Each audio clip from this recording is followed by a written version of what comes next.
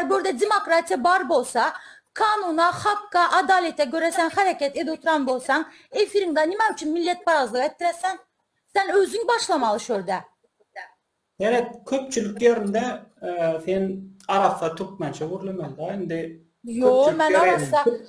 Türkmenistan'ın konstitusiyası saydadı ki Abdullacan, aç konstitusyanı, Türkmenistan'ın resmi dili Türkmen dili dedi, devlet dili Türkmen dili dedi. Yani her bir rayet dedi, öz ene dilinde geplemeye hakkı var dedi. Yani şundak demedi Abdullah, köpçülük yerde dedi, adamlar Türkmençe geplesin, tolka öz arasında ene dilinde geplesin deyip aytmadı.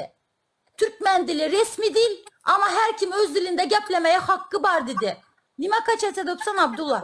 Evet, Türkmen dilinin akal şivesi. Türkmençemiş o. Evet, bir zaman. Akal şivesi, ersarlar yapıyorlar. Milli Türkmen dili az, devlet dili az şu.